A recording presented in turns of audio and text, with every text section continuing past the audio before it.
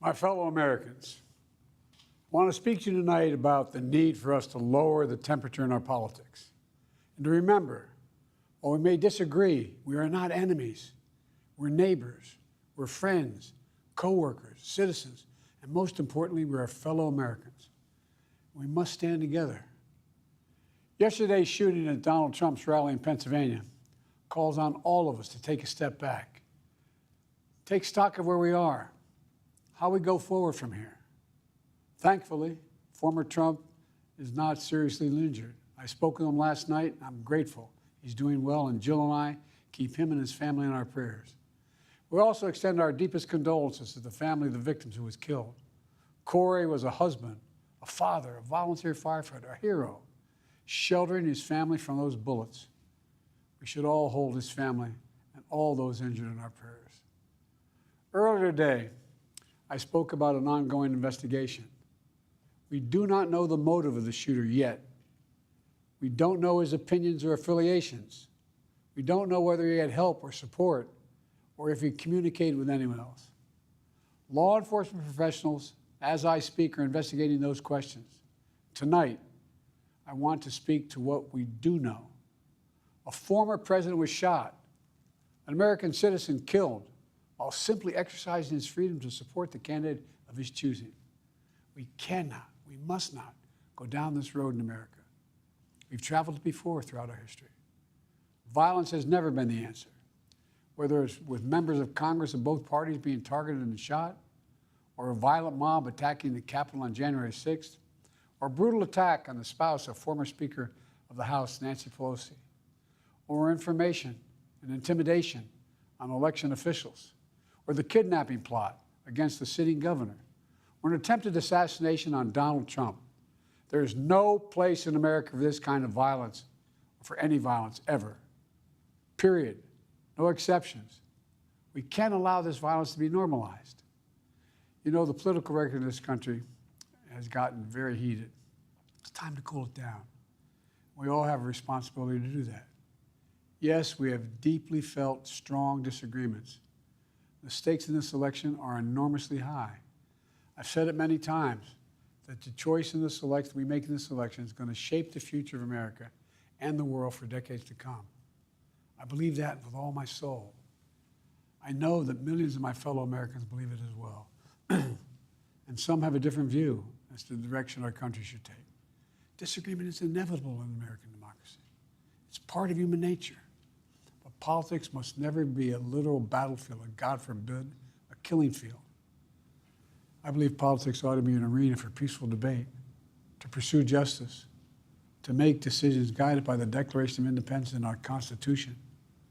We stand for an America, not of extremism and fury, but of decency and grace.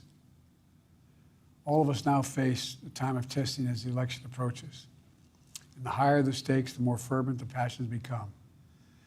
This places an added burden on each of us to ensure that no matter how strong our convictions, we must never descend into violence.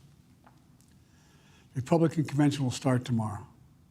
I have no doubt they'll criticize my record and offer their own vision for this country. I'll be traveling this week making the case for our record and the vision, my vision of the country, our vision.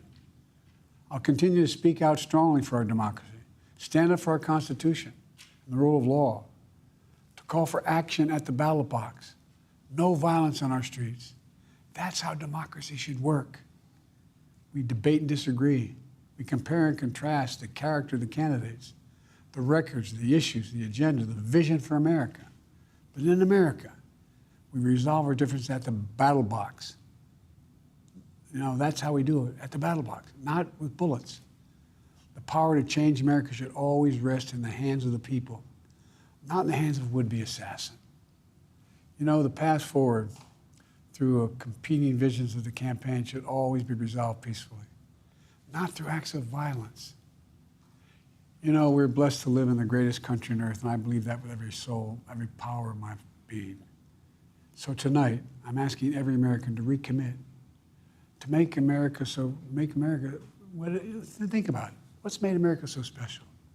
Here in America, everyone must be treated with dignity and respect, and hate must have no safe harbor. Here in America, We need to get out of our silos, where we only listen to those with whom we agree, where misinformation is rampant, where foreign actors fan the flames of our division to shape the outcomes consistent with their interests, not ours. Let's remember, here in America, while unity is the most elusive of goals right now, nothing is more important for us now than standing together. We can do this. You know, from the beginning, our founders understood the power of passion. So they created a democracy that gave reason and balance a chance to prevail over brute force. That's the American we must be. An American democracy where arguments are made in good faith. An American democracy where the rule of law is respected.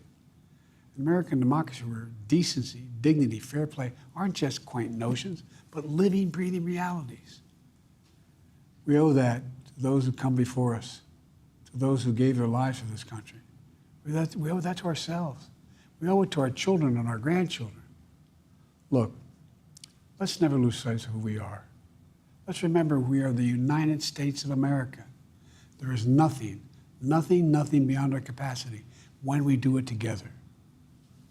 God bless you all, and may God protect our troops.